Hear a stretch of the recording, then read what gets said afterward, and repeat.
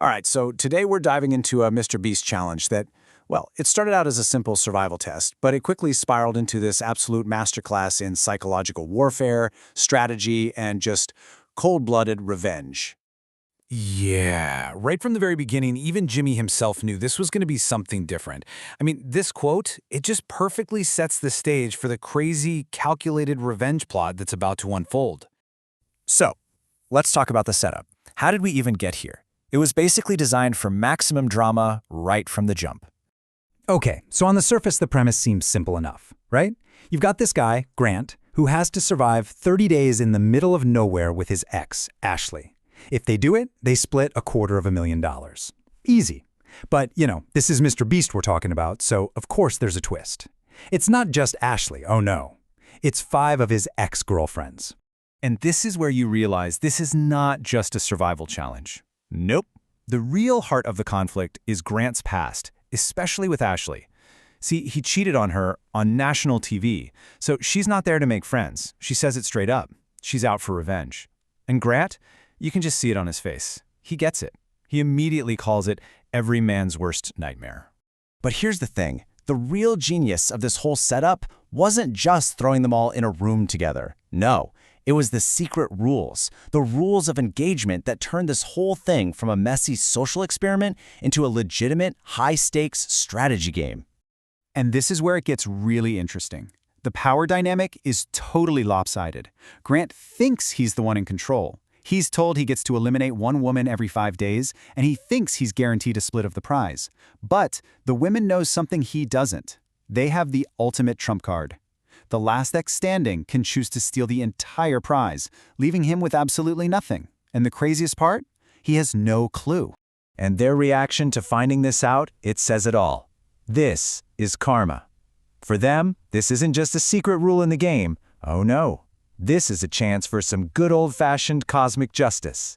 It's karma, and they are more than happy to deliver it. So, what do you do when you've got a secret weapon and a common enemy? Well, you team up, right? You form an alliance. And that is exactly what these women did. They immediately weaponized their secret knowledge and turned it into a strategy for revenge. And they didn't just wing it. They had a plan, and it was pretty methodical. First, band together against Grant. Second, mess with his head, manipulate his emotions, play on his guilt.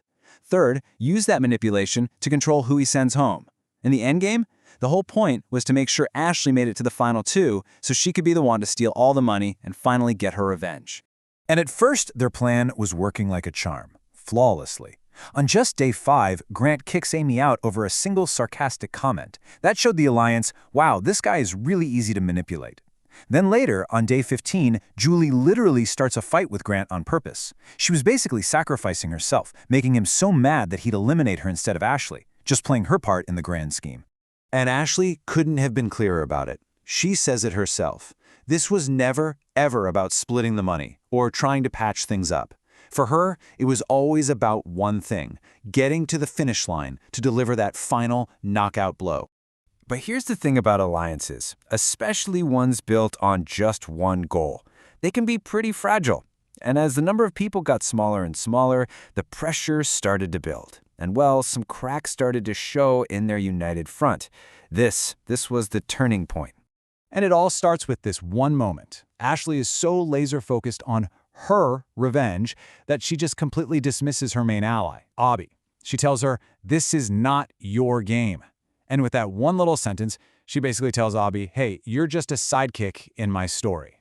And that was a fatal mistake. For Abby, it was like a light bulb went off. She has this big revelation. She realizes she's not a partner in this. She's just a pawn, a tool to be used and then thrown away. And that realization? It completely flips the entire game on its head. So the pawn decides she wants to be the queen. Abby completely flips the script. She goes straight to Grant, the guy they were all against, and forms a new secret alliance with him. Suddenly, her goal isn't to help Ashley win anymore. It's to make sure she gets to the end. So they had this super tense negotiation, and Abby promises him, "I won't steal the money, I won't hurt you."